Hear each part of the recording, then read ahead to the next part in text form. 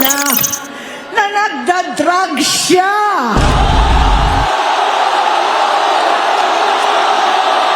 Minsan, kami ng Presidential Guard at Metro Gompa ang naglilinis tuwing nagpa-party po sila. Pakasalan mo na si Lisa. Naisip ko noon, kapag nag-asawa siya, malalagay na sa tahimik ang laki ng pagkakamali ko. Mas lumala ang kanyang pagkalulong sa droga. Ito nga ho ang pag-uusapan natin ngayon mga ka-reaction update PH ha. Bigla hong nagsalita itong si Senator Amy Marcos. May pasabog na naman ho si Marcos Jr. mga ka-update. Sinabihan niya pong gumagamit ng ipinagbabawal na gamot. Hindi lang ho yan. Pati pala itong kanyang asawa na akala nga ni Senator Amy mga ka-update, oras na maging asawa ni Bongbong Marcos, si Lisa Marcos, magbabago ang buhay. Yan po pala ang malaking pagkakamali niya. Dahil mga ka-update, lumala pa nga raw ho ang paggamit ni Marcos Jr. ng alam nyo na ho, yung paborito ho niya mga ka-update. Hindi lang yan mga ka-update yung pasabog niya kasi pati mismong mga anak daw ho niya. Mismong mga anak daw ho ni Marcos Jr. mga ka-update, di umano, gumagamit din ho. Kaya mga update, pakinggan na ho natin itong naging pahayag ni Senator Amy dyan sa live ng kanyang rally ng mga INC. Kaya mga update, kung bago lang ho kayo sa ating channel, isang like, isang share, isang subscribe. Malaking tulong na ho yan. Rekta na ho tayo. Wala na hong paligoy-ligoy pa. Dahil nalaman kong pati ang mga anak niya ay nagdodroga na.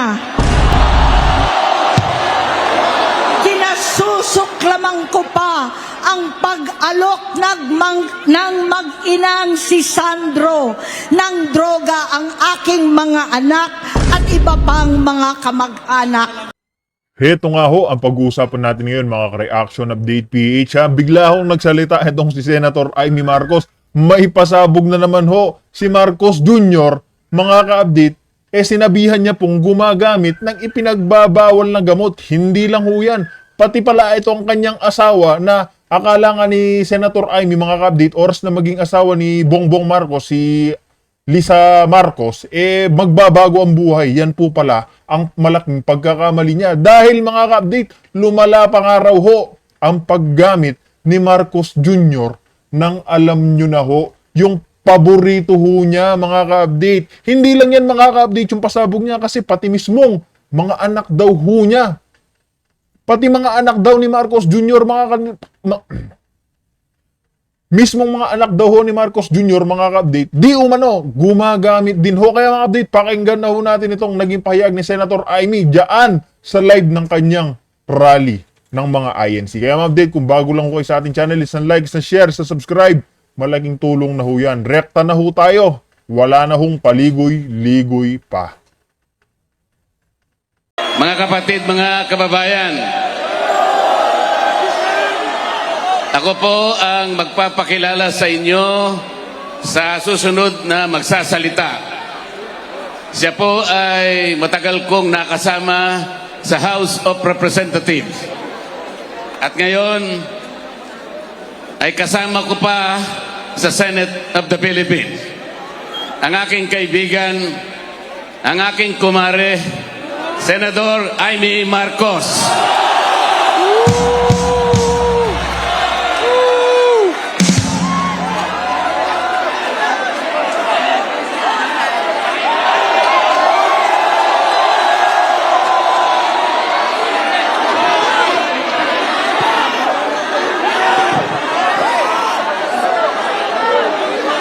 Magandang gabi po sa inyong lahat, mga mahal na kapatid.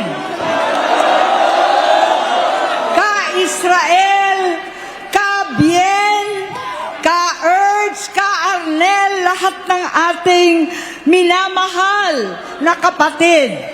Higit sa lahat ang classmate ko mula Congress hanggang Senado, Senador Manong Dante Marcoleta. Napakahirap po ang pumunta, tumayo at magsalita sa inyong harapan. Pero noon pa man, alam kong walang madali kapag ikaw ay Marcos. Nanginginig ako at ang aking boses, hindi dahil ako'y natatakot sa inyo, kundi dahil nalulungkot po ako. Ipagpaumanhin ninyo kung sa gitna ng pagsasalita ako, ako'y hihinga dahil sa bigat ng aking kalooban. Pero hindi yan ang dapat kong ihingi ng paumanhin. Hindi yan ang kasalanan ko sa bayan na dapat ihingi ko ng tawad. Narito po ako dahil sa tawag ng Iglesia ni Cristo para sa transparency, accountability at hustisya. At dahil sa tawag ng sarili kong konsensya, bilang senador, bilang kapatid, bilang Pilipino. Bata pa lamang kami ni Bongbong, alam na ng buong pamilya ang problema sa kanya.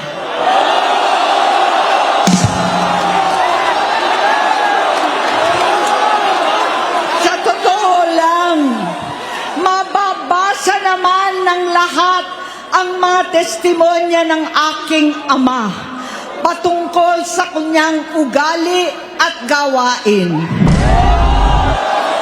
Noon, dahil may tatay pa kami, hindi ko pa siya responsibilidad.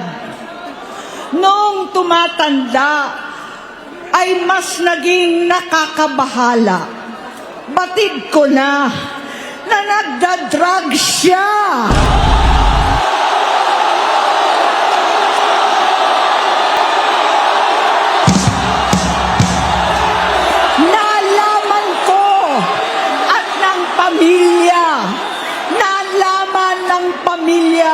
Seryoso ito.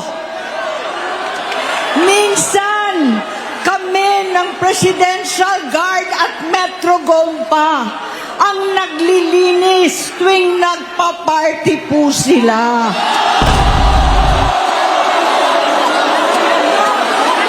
Namuhay kaming magkakapatid sa ibang bansa. Kami-kami lang. Kinumbinsi ko pa si Bongbong, pakasalan mo na si Lisa. Naisip ko noon, kapag nag-asawa siya, malalagay na sa tahimik at magkakaroon ng direksyon. Ang laki ng pagkakamali ko. Mas lumala ang kanyang pagkalulong sa droga.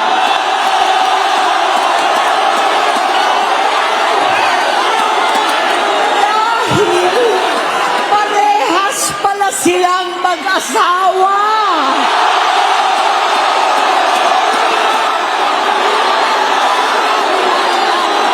Naging gobernador siya ng Ilocos. Alam ng mga tao doon na halos hindi siya pumapasok. Tuwing kukumprontahin ko siya, ay nagsasabi siyang magbabago na siya, aalisin na niya ang bisyo. Hanggang sa may nagsumbong na naman sa akin na sa paggising pa lang sa umaga, kasabay ng almusal, marijuana pala.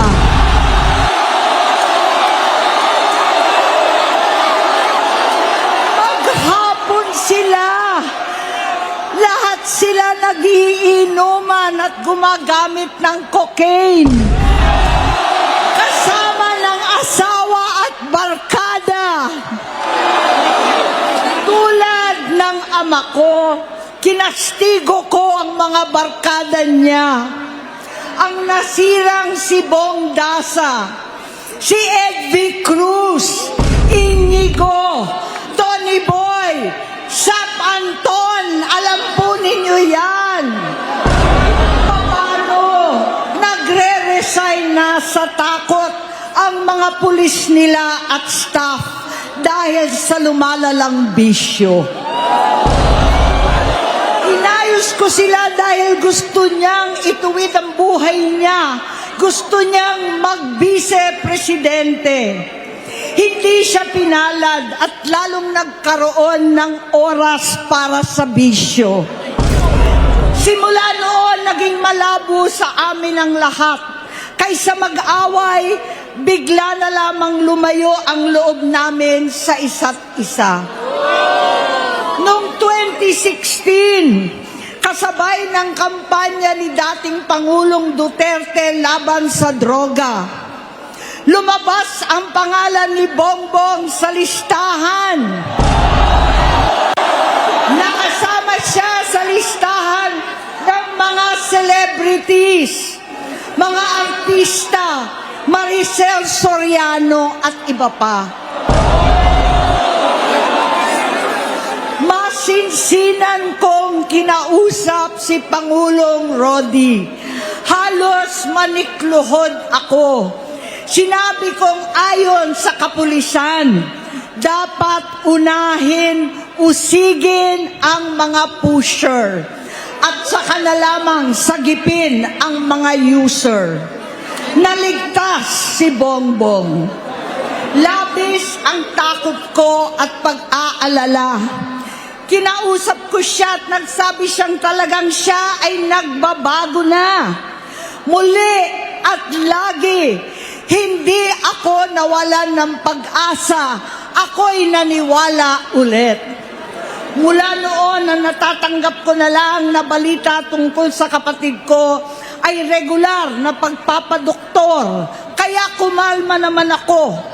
Inisip ko, totoo, dahil naopera na ang tuhod niya sa gout. Siguro, totoo na ito. Hanggang nito, nalaman ko na tuloy ang paggamit niya sa mga party na garapalan naghahain ng droga. Pinagmamalaki pa ng mag-asawang kayang-kaya nila ang microdosing ng cocaine. Hati-hatiin daw para 4 na beses sa isang araw. Hindi mabibisto.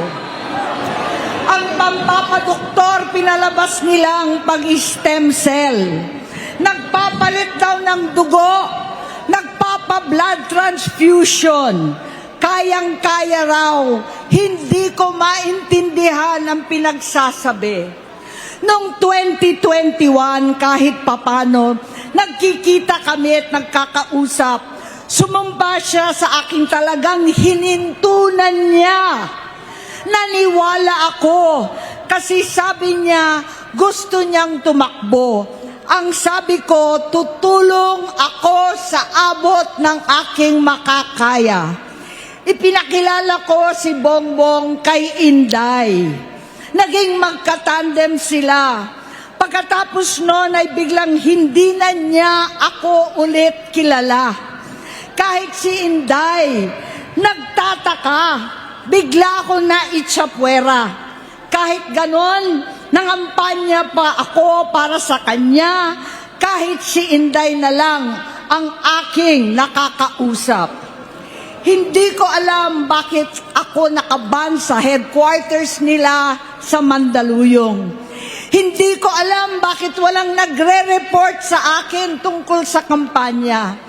Sa totoo lang, masakit mang aminin, nung dinidisqualify na siya, halos papaboran ko na sana dahil may nagsumbong sa akin mula sa kanyang campaign team na gumagamit na naman siya.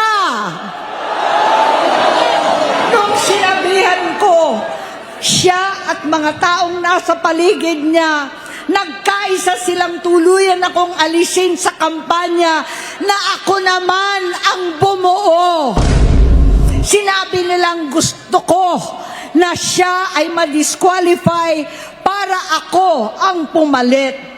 Hindi totoo yun. Iniisip ko ang kalagayan ng aking kapatid at paano siya magsisilbi kung ganyan ang kalagayan niya. Pero pinaparating sa akin na hindi siya lulong at minsan na lamang tuwing nagpa-party. Hindi ko maipaliwanag bakit gusto kong maniwala at hindi mawalan ng pag-asa. Noong nanalo siya, naging pinakamalayo na kami sa isa't isa. Maliban sa opisyal na tagpuan at kapag pumupunta yung nanay namin, hindi ako sumama sa loob ng 3 taon dyan sa Malacanang. Dahil lantara na doon ang inuman, ang paggamit nila ng cocaine at mga bawal na gamot. Hindi ba ninyo nakikita, naririnig? Kakaiba na siya magsalita. Hindi na maintindihan kung ano-ano na ang sinasabi at wala na sa sarili. Nagtatago sa kabaitan niya ang pang-aabuso niya sa droga. At nagbunga na ito ng mga nakakapinsalang maling desisyon. Hinayaan niyang kumilos ang mga nakapalibot sa kanya. Yung mga umaastang presidente habang nilululong siya ng mga ito. Hindi na kami nagkausap. Sa harap ng publiko, pinipilit kong magmukha kaming maayos. Pero wala na kaming koneksyon. Hindi ko hinihiling na maunawaan ninyo ako, lahat kayo.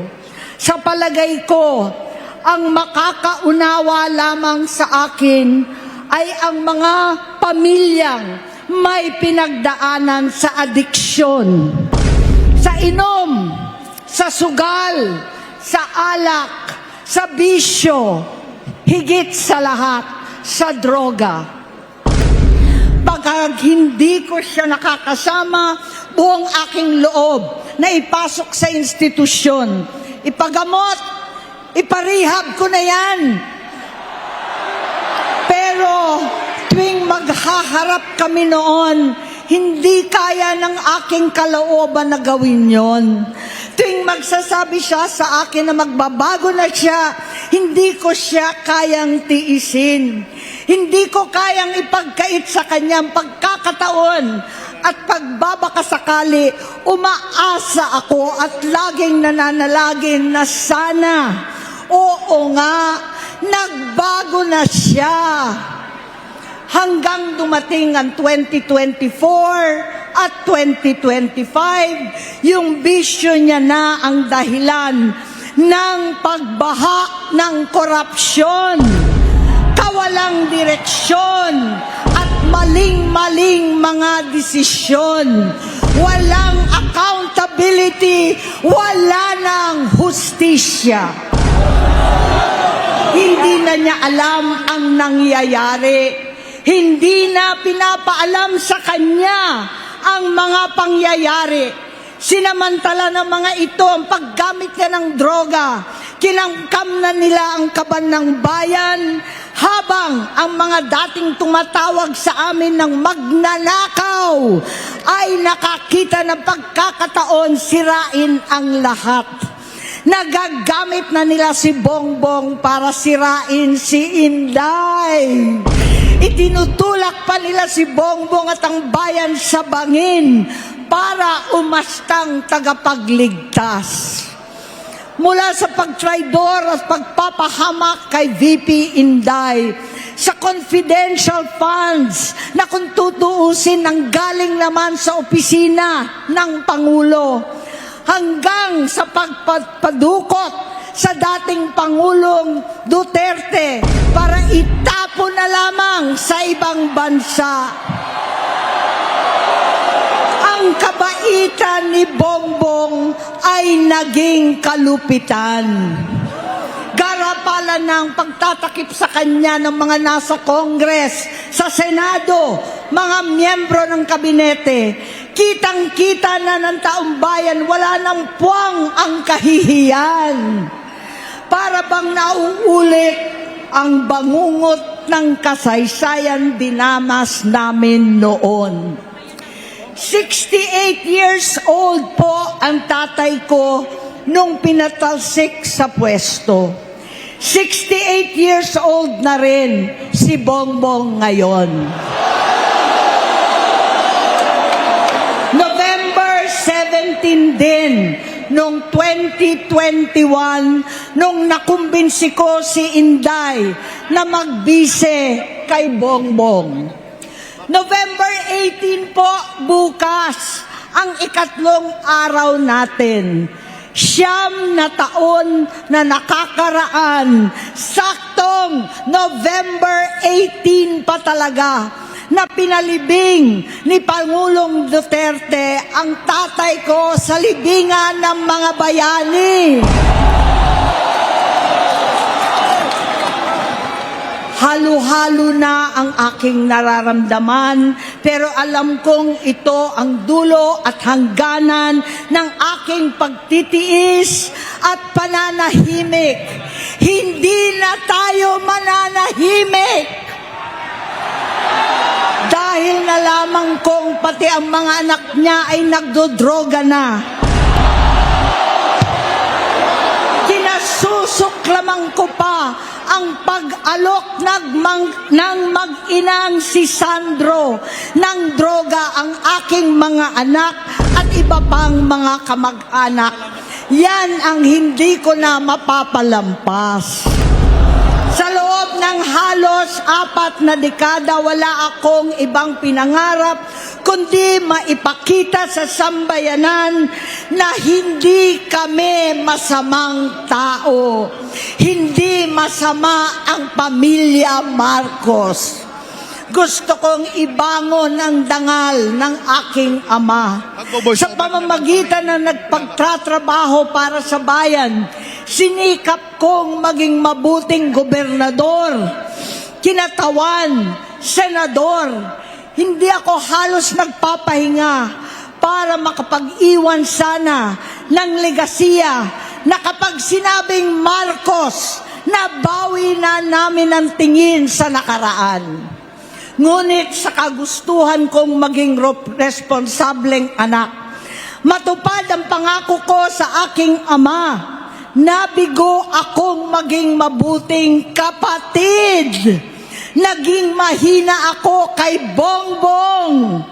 Sa kapulisan at sundalo, sa lahat ng mga leader at tagapagpatupad ng batas, siya ang Pangulo natin ngayon. Sinabi ko kung anong kalagayan niya ngayon. Tulungan niyo akong mapabuti ang kanyang kalagayan. Tulungan niyo akong matulungan siya. Hindi niya ako kalaban. Ang kalaban niya ay ang sarili niya. At nadadamay ang bansa sa laban na yan. Bilang senador at lingkod bayan, batid ko ang mga problema at gaya ng bayan, alam ko rin ano ang solusyon. Sa pagkakawatak-watak, patuloy na pamumulitika, pagnanasa sa kapangyarihan ng mga talunan naman, kaguluhan sa Mindanao, alanganing gyera sa China at Estados Unidos, kawalang pananagutan sa flood control scam, garapalan takipan, panggigipit sa hindi kaalyado, pagkakanulo sa kapwa Pilipino, pagdakip sa dating Pangulong matanda't may sakit upang ihagis lamang sa bansang dayuhan, pagsadsad ng piso, paglaganap ng gutom, paghihingalo ng ekonomiya, at pagsasawalang bahala sa taong bayan. Ang delubyo at kalamidad na nagdudulot ng parusa, ang korupsyon na nauwi sa kawalan ng tiwala at hustisya sa Pilipinas, sa kanyang pamahalaan, lahat ng yan ay masusolusyonan kung ikaw, aking kapatid, magsaayos ng iyong sariling kalusugan. Kapag humupa ang ingay sa politika, kapag umuwi na kami sa aming pamilya, hindi bilang senador, kundi bilang ate, bilang si Manang Amy ni Bonget, kaya itong sasabihin sa harap ng taong bayan, sa harap ninyong lahat, at sa harap ni Bongbong.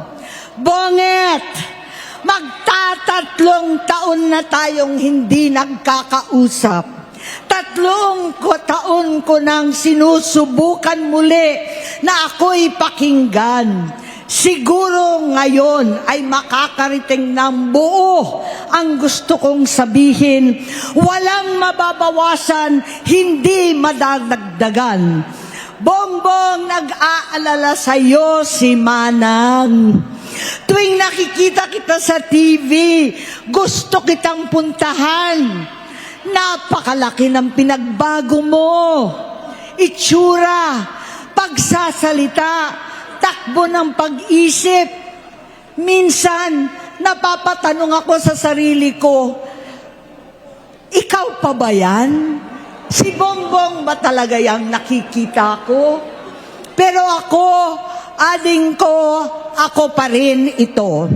Ako pa rin ang ate mo na tumayong ama't ina sa inyo sa ibang bansa. Ang kasama no sa sumubok na sanggain lahat ng sakit para sa iyo. Ang kapatid mo na hindi mo kailangan hingan ng tawad dahil agad ka nang iniintindi at tatanggapin dahil mahal kita. Nasa Bagong Tipan, kay Lucas, Kapitulo 17, versikulo 3 hanggang 4. Kung magkasala ang iyong kapatid, sawayin mo siya. At kung siya'y magsisi, patawarin mo siya.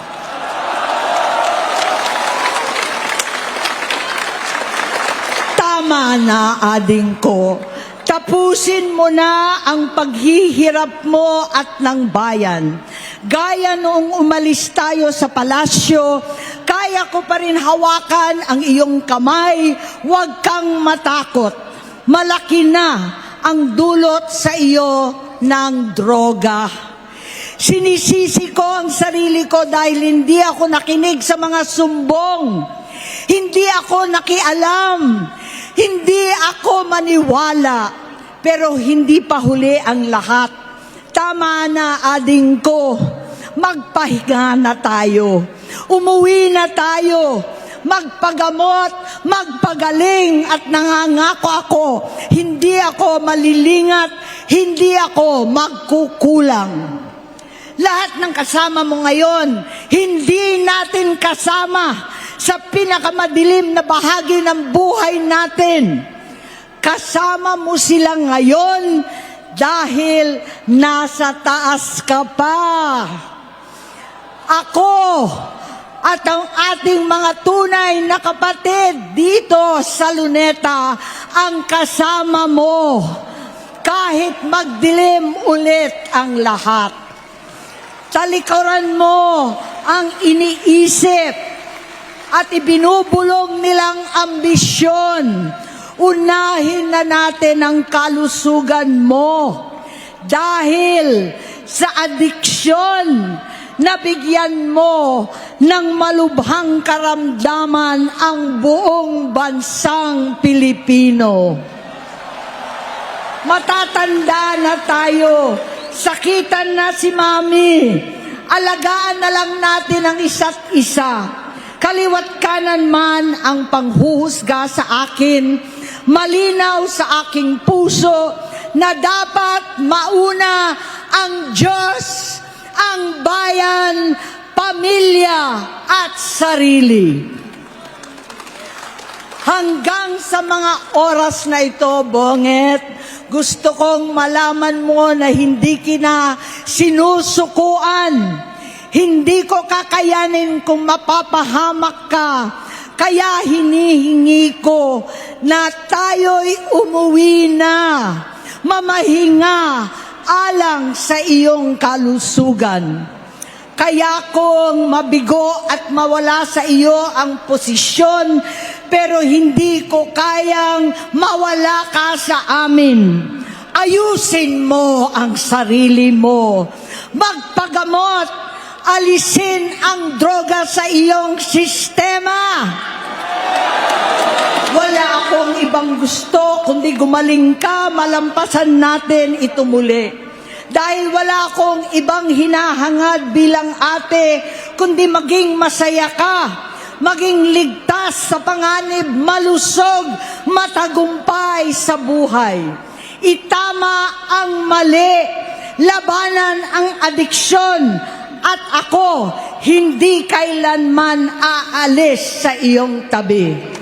Susuporta at hindi titigil manalangin kasama ninyo dito sa Luneta at sa buong mundo.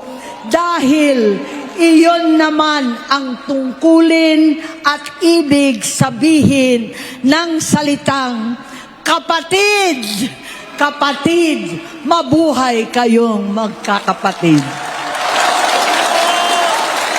Maraming salamat po, Senator